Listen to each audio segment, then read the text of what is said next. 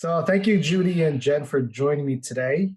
We have a couple questions we want to ask of you guys both, and see where these questions take us. So I have one quick one. Is going to be, what is your favorite color, and do you have a favorite memory associated with that color? Let's start with Judi. My favorite color is basically no color. Like accenting, like doing a very neutral scheme that lasts for a very long time. And when you get tired, you just change maybe an area rug or some throw pillows, and you change the look, but you're really not spending more money to change the furniture. Spoken like a true designer. No favorite color. How about you, Jen? I kind of feel the same way also. I like neutrals, I like beiges. For the same reason, you can change out the colors, keep classic furniture, and it's like easy kind of to turn over. But I do like a pop of color. Mm-hmm. So I might do a chair, maybe an accent on an area rug, something if you do prefer more color. So it's not so plain, maybe an accent wall, that kind of thing. But color, I don't really have a favorite. I think everything can be made to be beautiful. So. Gotcha. That was an easy question. That was challenging for me to get a color question from you guys, but thank you for that. So I understand you guys have an interesting dynamic in how you approach a project. So who starts off first? Is it one or the other, or you guys just collaborate together at the same time? Take us through a quick run through a client. How do you differentiate the scope of work between you guys, and where do you go? Well, most of the time, I will do a complimentary consultation, whether it's one or two times, depending on how large the project is. And we discuss what the client wants. That's really not enough time. That's just a general kind of a thing. And I discuss my fees.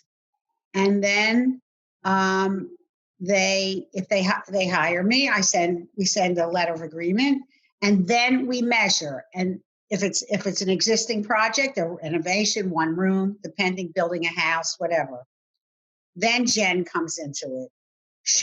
We go and measure. We talk to the clients. They come to the office, and we find out a lot about them, because it's even if it's one room or one renovation. That's basically how we start. Jen, is that right? It is. We kind of ask them for a wish list for each area. Bigger closet, things they might want in a closet, like a refrigerator, a jewelry drawer, a safe, anything that they might think they want. And we get that wish list and we try to implement it into the plan the best we can. A lot of times it's a give and take, an either or, and they have to choose. And sometimes it all gets in, and then we have to go in, bid it out, and then they kind of pick and choose from that point on. And then after we get the plan solidified, Judi goes and selects the furniture with them, or they would come to the office and we would select it together. Mm-hmm. And if there's built-in involved, Jen draws the built-ins. We of course discuss with them what they want in that built-in, and sometimes it's the first drawing. A lot of times she'll do one or two drawings on, what we're discussing. And it sounds easy, but it's not. There's an enormous amount of work that goes into a lot of detail getting to the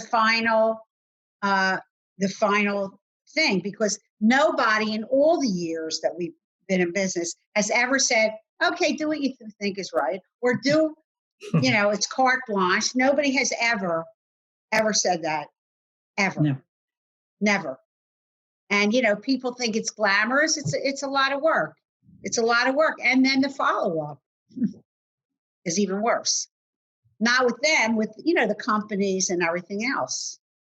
I'm sure you guys have some stories to tell. We'll wait for the next episode, next round for those entertaining. You didn't listen to the, some of it's on Facebook. Oh yeah, so we'll put the links and stuff like that on the description, so that you can have all that. People have access to all that as well.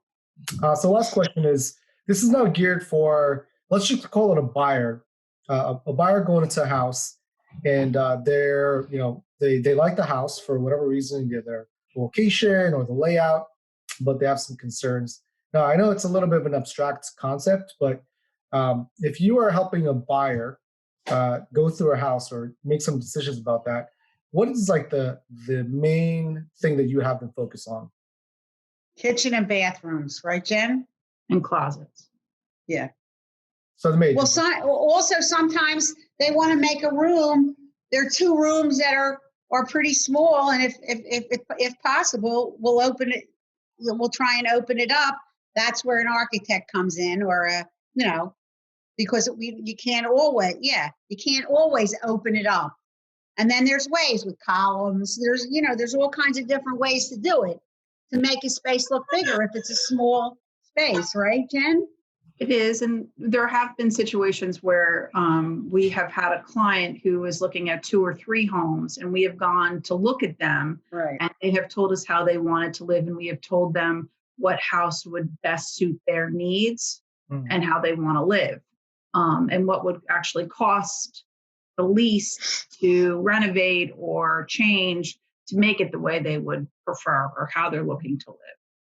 Yeah, and that's usually my complimentary. And then, they hire us. I mean, once we're in that deep, they usually hire us, but they always hire us. After that kind of, when they start calling us in, then it's usually a done deal, right? Mm-hmm. Yeah. Gotcha. Yes. Okay. So last question, when you're looking at on a sales side of things, realtors, what would be the best advice you give a realtor for a sale? I think, like we started before, I think that the certain clutter hides actually the space and makes it appear smaller. So if they could advise their client to either hire someone to edit, or they could edit for themselves, because I think a lot of times people don't see the room. All they see is the things in the room. So a room might not appear as large, or they might not like certain aspects of it, but if they can get past the previous owner's things, it might be the room that they were actually looking for. Gotcha. And then we have done staging. We have, not a lot, but we can. We staged an apartment in New York, and it sold instantly. I mean, we did it in 24 hours, basically. I mean, we don't really have at our disposal the furniture to stage. Gotcha. We don't have that.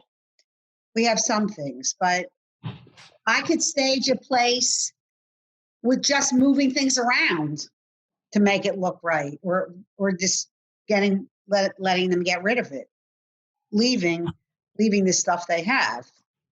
Gotcha. So. Okay, I think that wraps it up for us today. Just to give a quick snapshot of what you guys do, who you are, and thanks for participating. We'll see you next time. Thank you.